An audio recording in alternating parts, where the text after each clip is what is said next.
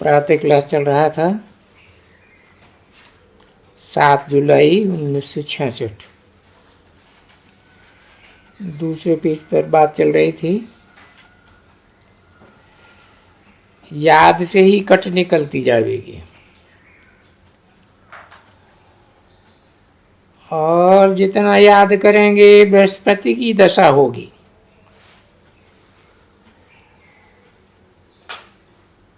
और तुमको बहुत खुशी होगी।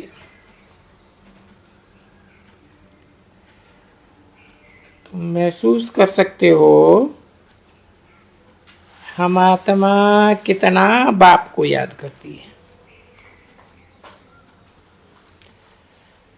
अगर कम याद करेंगे तो कट भी कम निकलेगी, खुशी भी कम रहेगी, पद भी कम हो पावेंगे। आत्मा ही सतो रजो तमो बनती है। इस समय का ही गायन है गोप गोपियों का, अतीन्द्रिय सुख का। और कुछ भी याद नहीं पड़ता है सिवाय बाप के। खुशी का पारा चढ़ेगा। हमारे ऊपर बृहस्पति की दशा अथवा सदगुरु की दशा है।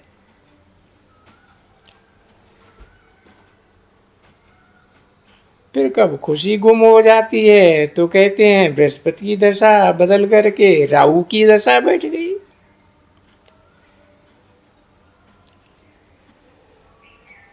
कोई बहुत साहूकार होते हैं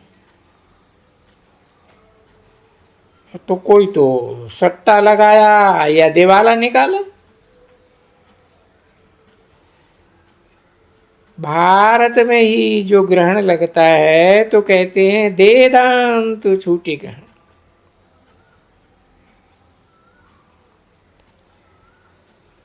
तुम्हारा देवी देवता धर्म 16 कला संपूर्ण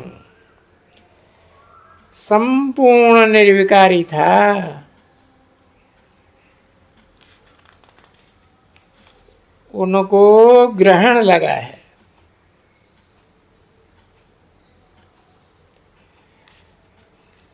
राहु की दशा बैठी है।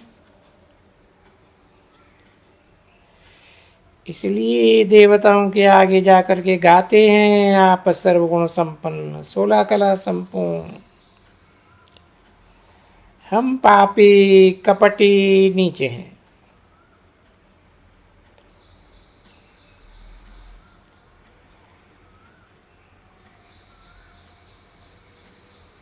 अब तुम हो देवता बन रहे हो। राहु का ग्रहण लगने से तुम काले हो गए।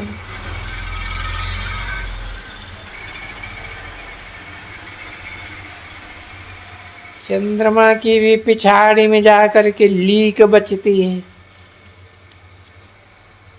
जिस लीक को चंड कहते हैं।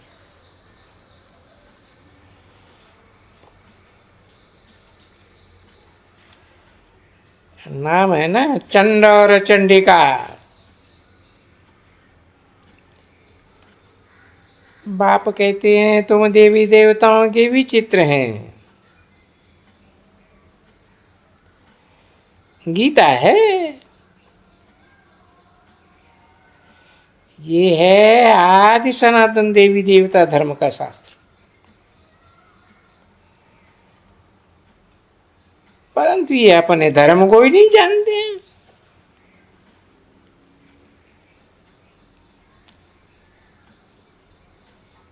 रिलीजियस हेड्स का कर्तव्य करते हैं।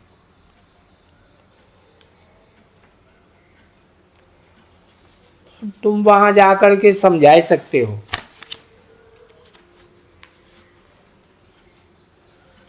ईश्वर सर्वव्यापी तो है नहीं।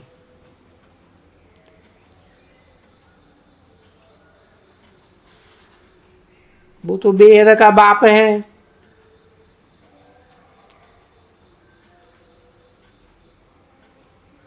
जिन बच्चों का बेहद का बाप है उनको आज वर्षा देते हैं।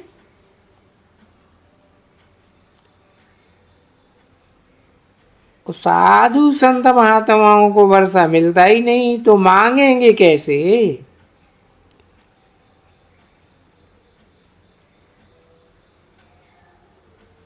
वो तो वहां नई दुनिया में आते ही नहीं, तो तुमको ही वर्षा मिलता है।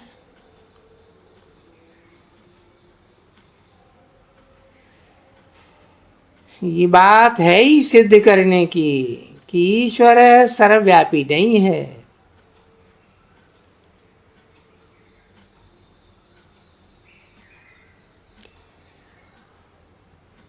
कि भाई ब्रह्मा में भी व्यापी हो, कुमार का दादी में भी व्यापी हो, जानकी दादी में भी व्यापी हो जाए है?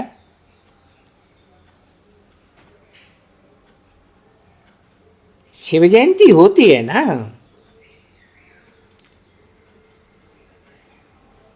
जयंती तो साकार की होती है। शिव जयंती कहो,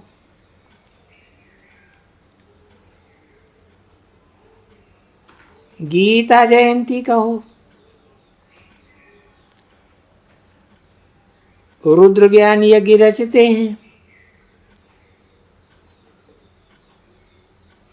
अब है तो शिव ना,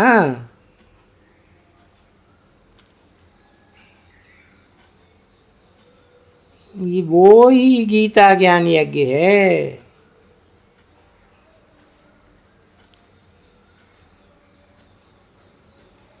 जिससे विजय हुई है। प्रैक्टिकल तुम देखते हो कैसे निराकार बाबा ने रुद्र ज्ञान यज्ञ रचा है।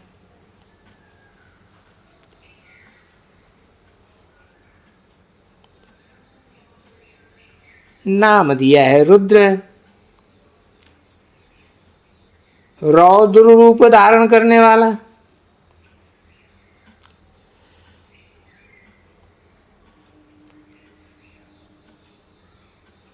साकार सारी दुनिया पुरानी स्वाहा होनी है।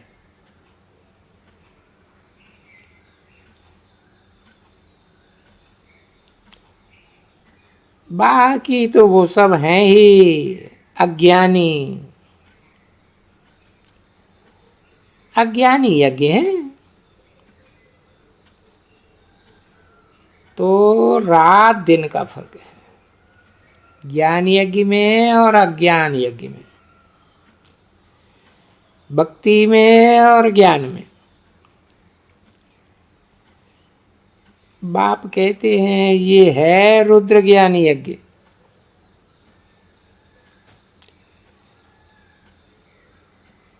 जब साकार में प्रवेश करते हैं तब रुद्र नाम पड़ता है, नहीं तो नाम शिव है। विनाश भी होना है। तुम जब पास हो जाएंगे, पूरे ज्ञानी और योगी बन जाएंगे। जो गायन है ज्ञानेश्वर है, योगेश्वर है, तो फिर तुम्हारे लिए नई दुनिया स्वर्ग चाहिए, नरक का जरूर विनाश चाहिए। राजसूय अश्वमेध अक्षर भी ठीक है। स्वराज्य पाने का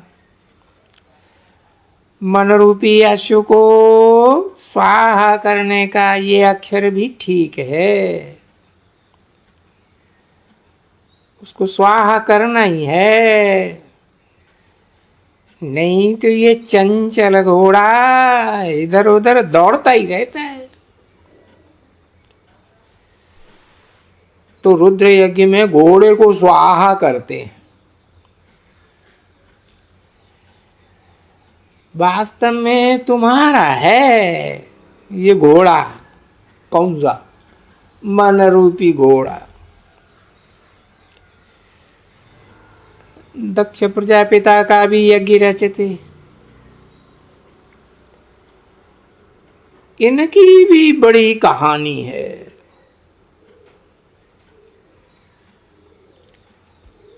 नाम दे दिया दक्ष प्रजापति, बाबा नाम देते हैं प्रजापिता।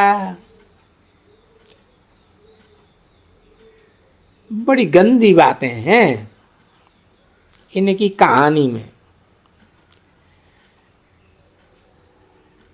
अब दक्ष प्रजापिता है ही नहीं, ये नाम कहां से आया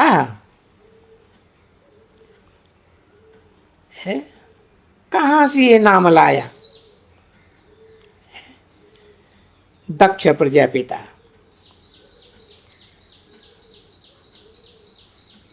ये नाम शायद लेखराज के बदले दक्ष लिख दिया है।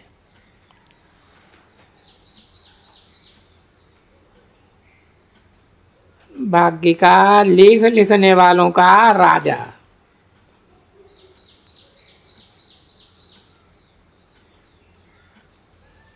इस बात में ट्रेंड है, दीक्षित है।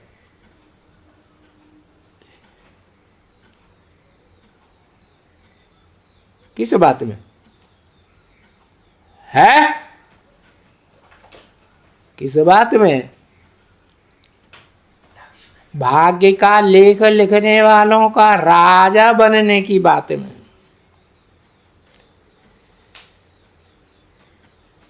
तो तुम बच्चों को कितनी समझ होनी चाहिए। हमको वृक्षपति बाबा पढ़ाए रहे।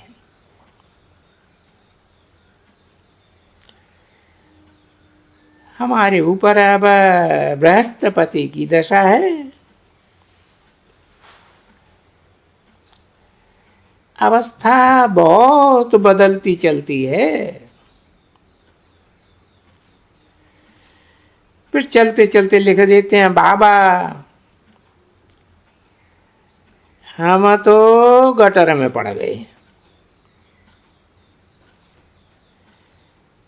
पहले हम बहुत खुशी में थे।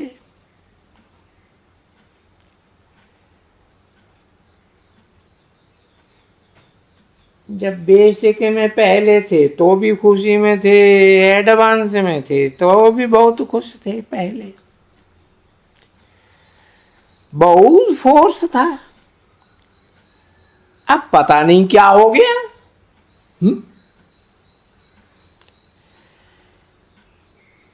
यहां आकर के बाप का बनना, ये तो बहुत बड़ी यात्रा है। वहां तीर्थ यात्राओं पर जाते हैं, भक्ति मार्ग में तो कितने पैसे खर्च करते हैं। सब तीर्थों पर बहुत खर्चा होता है। बड़े बड़े आदमी, राजाएं आदमी जाकर के दान पुण्य करते हैं। अब वहां तो दान करने की बात ही नहीं, उस दान से तो कोई फायदा ही नहीं। अब इस ज्ञान यज्ञ में तो कुछ भी पैसा खर्च नहीं करना है।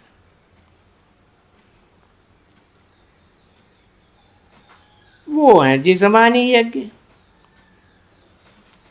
जिस्मानी यात्राएं। तुम्हारी है रूहानी यात्रा। जिस्मानी यात्रा से फायदा कुछ भी नहीं।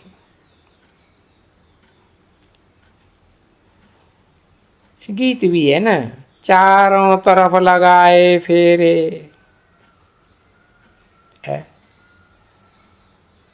कहां कहां चारों तरफ? चार धाम बनाए हुए हैं ना भक्ति मार्ग में यादगार। कहां की यादगार? आप ही की यादगार है। इंडिया में चारों तरफ लगाए फेरे, फिर भी हर जन्म जन्म जन्मांतर दूर रहे। किससे दूर रहे? भगवान बाप से दूर रहे। भगवान बाप देखो फिल्मों में भी चिल्लाता रहा है, कोई को निमित्त बना के, क्या मैंने तुझे चुन लिया, तू भी मुझे चुन, सुन बेटा सुन सुन सुन। सुनता ही नहीं, सुनता है? अरे चुप होके बैठ गया, बताता नहीं ना कि हाँ है। तो गीत भी हैं, ये बने हुए हैं ड्रामा प्लान अनुसार। तो किससे दूर रहे? भगवान बाप से दूर रहे।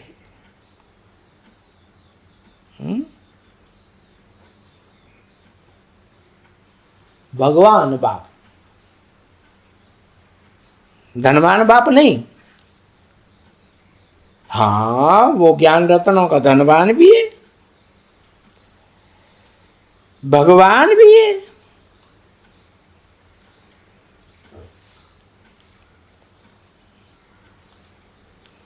सोलह 16,000 गिनाते हैं ना। अब तुम समझते हो कितनी ढेर तीर्थ यात्राएं की होंगी। कहां न कहां तीर्थ यात्रा में मनुष्य जाते जरूर है। हरिद्वार में गंगा पर जाते जरूर है। पतित पावनी गंगा समझते हैं ना। अब वास्तव में तुम सच्ची सच्ची ज्ञान गंगाएं हो।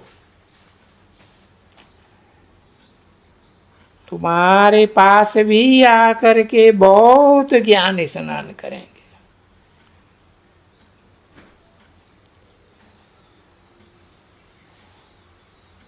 हाँ, आजकल मनुष्य करते हैं मूत का स्नान।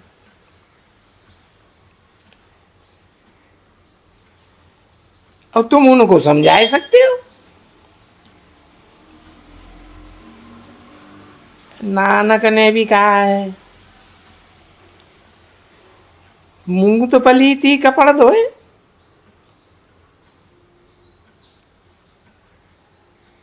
बाबा ने समझाया है, कोई भी धर्म स्थापक गुरु नहीं होते हैं। उनको कहो गुरु घंटाल। साहब मूत पलीती बनते हैं। अरे राव राव राव, नाम क्या दे दिया? गुरु घंटाल। सही नाम दिया गलत दिया? सही दिया।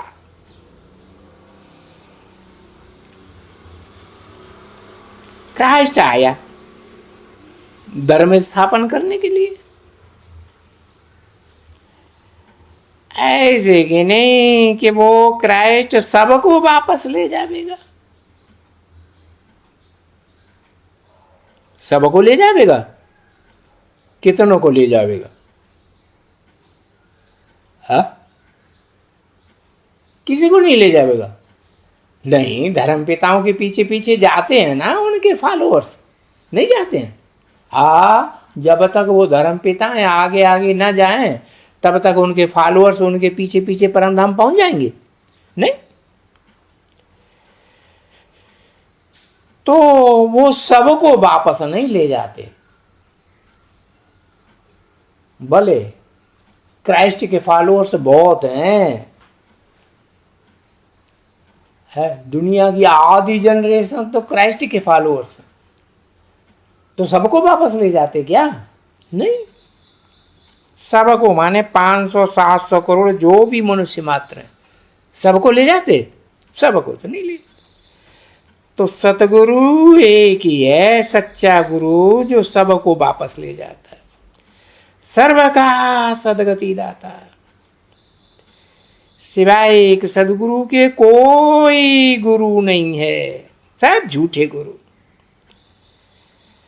बाप कहते हैं मैं कल्प कल्प संगम युग पर आकर सदगति दे करके पुजारी से पूज्य बनाता हूं। कल्प कल्प माना हर चतुर्युगी के बाद, और हर युग के बाद नहीं, सिर्फ कलयुग का अंत और सतयुग के आदि के संगम युग पर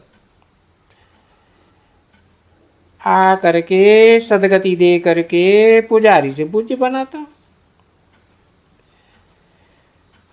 फिर आधा कल्प के बाद 2500 वर्ष के बाद तुम पुजारी दुखी बन पड़ते हो।